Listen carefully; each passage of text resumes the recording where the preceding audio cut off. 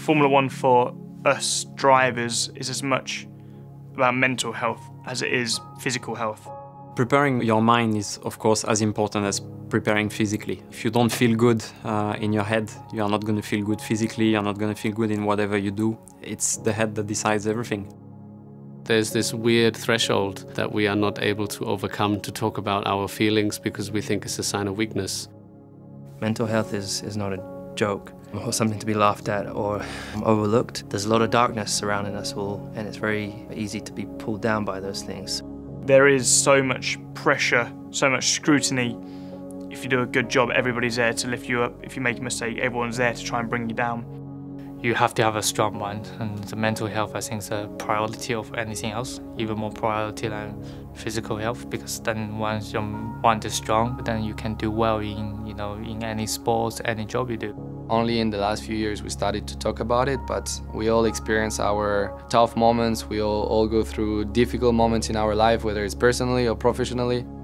We put on our body armours, put on our race suits and our helmets, but we're just as vulnerable as everyone else. I struggled a lot in the last few years, especially 19 and 20. Coming into Formula One with the pressure I was under and the stress and everything. And then when you add bad results to it and feeling like you're struggling and so on, then you can get into quite a deep hole. Believe in yourself and don't really think and care about what other people say. Even if they are very negative or they don't believe in you, you just have to work harder and work on yourself. To me, it's a useful comparison. If you break your leg, you go to the doctor and ask can he or she fix it and help you. Whereas if there's an issue with our heads or with our feelings and emotions, we tend to not take care of it and ignore it and do the opposite of what would be right. In the past, you always seem like you are super strong, that you're tough. I think over the last few years this has changed, and I think we've all the athletes have opened up a bit about their struggles, and it's no secret that we've all doubted ourselves once in our life. I remember when I was younger and watching the Formula One drivers, I would always think that for them it was, yeah, I mean, they wouldn't have any difficult days. They looked so strong in front of TV, but actually now being in this position, there are days that are worse than others. Biggest thing and the most simple thing to help is talking. If it's a family member, a friend, or a therapist or something like that, that's kind of the first box to tick, and it can do wonders. And I think people, or a therapist or a psychologist, like that sounds kind of heavy, but it's just a fancy word for someone you can talk to. Well, I guess you can train your mind daily. Set yourself a target saying, I want to go for a walk today. And if you manage to go on that walk, even though you are busy or whatever, that already is something that you overcome, and that's by mental strength in that case. So yeah, it's something you can do day to day, and everybody can do it. We live in a world of social media and other things that are toxic sometimes, so it's easier to have more problems now than maybe 20 years ago, so it's important to keep an eye. Social media is nice in a way. It's nice to keep updated. It's nice to share some bits of your life that normally people wouldn't see, and it's nice to interact with the fans because there's so much great support there.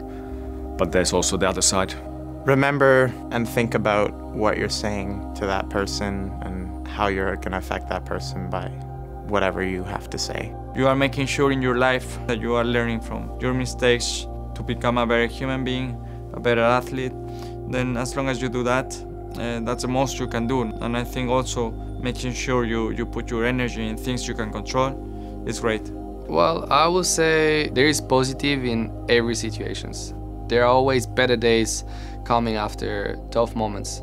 Yeah, speaking about personal experiences, it's been rough, it's been really tough, and sometimes you really struggle to see the end of the tunnel in a way.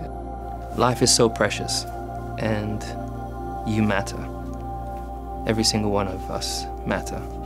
And also, you're unique and incredible and beautiful and powerful beyond our understanding.